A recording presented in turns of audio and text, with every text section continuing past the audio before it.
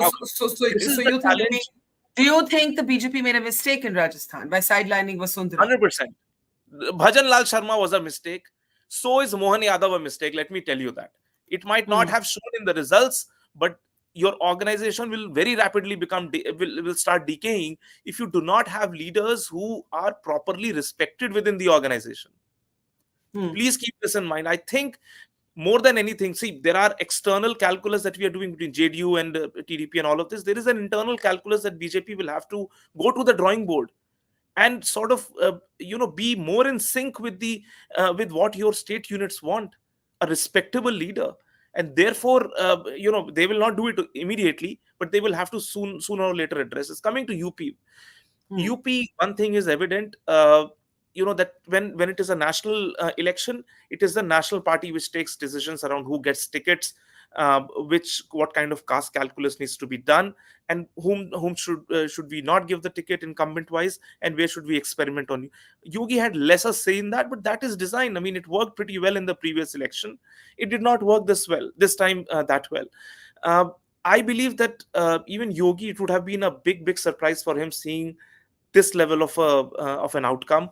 I don't think he would have planned for it, and I think none of them, neither Yogi nor central team of the BJP, calibrated the kind of rural distress which cut across. This is not just a choice of candidates. Had it been a candidate-based choice, why did Rajnath ji's margins reduce so drastically? Why did Prime Minister Modi's margins reduce so drastically? I mean, what better choices of candidates you can have other than these two? So it is deeper, more related to themes which are cutting across caste, cutting across candidate choice, cutting across these minor differences that you might have within the organization. Issues were deeper in Uttar Pradesh. Yeah. No, that's, I think, fair. Manisha Priyam, go ahead. Aswath, I'll come to you right after that. Dr. Priyam?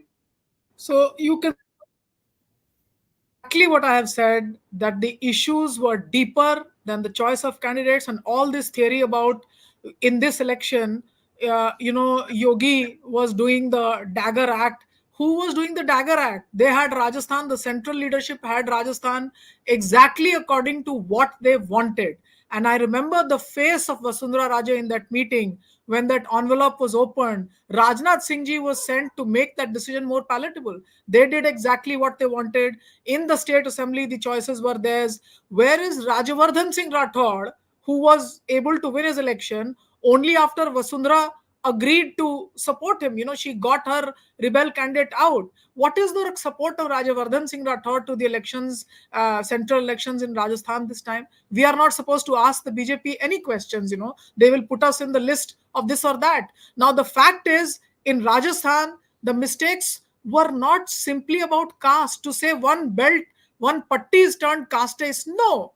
People were trying to tell you something. It may have been about the leadership question. It may have been about the governance that they want in the state. There may be issues there. You implant a leader. Now, Modi said, my guarantee. The Rajasthan BJP party told me कि बताइए ना, मोदी जी की guarantee लेके जाएं, और भजन लाल जी का कोई नाम ही नहीं जानता है. आज भी अशोक गहलोत की गारंटी से लोग ज्यादा गारंटी को समझते हैं. So this was not really anything else but the fact that there were errors and issues which the party did not have the courage, the RSS did not have the courage to tell the leadership in advance. Now, if the RSS failed there, why are we willing to believe that with all these failures, and when people's issues are coming up or state level leadership issues are coming up, they came up in Madhya Pradesh, are we willing to believe that two important political leaders from two important states such as Andhra Pradesh and the state of Bihar, remember, some of the world's poorest stay in the state of Bihar, and Nitish Kumar, for whatever he is worth, has ensured that the poorest castes and classes have remained a pro-reform social coalition supporting the government. We haven't seen riots in the state of Bihar. Now, the fact is that we are saying that a team in the center of the BJP that's not being heard by its own state level parties will end up becoming a very good consensus coalition builder with leaders of other political parties. And we have to forget the 90s. Okay, control, alt, delete.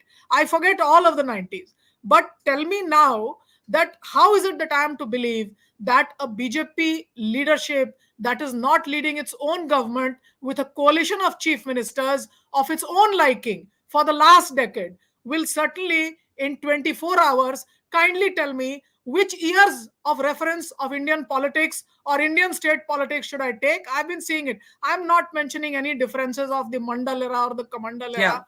Today, now, why should the BJP, which has its own Modi ki guarantee promises, which were mentioned by the Prime Minister again, why should he say, अब ये सब मैं मोदी की guarantee नहीं करूंगा, कल से तुम सब आरएसएस वाले जो है तुम लोग कास्ट सेंसस करने लगो? आप मुझे बताइए कि आरएसएस के कितने लोगों का आप एक रेफरेंडम करा दीजिए कि वो कल जाकर के कास्ट सेंसस करने के लिए तैयार हैं करने के लिए?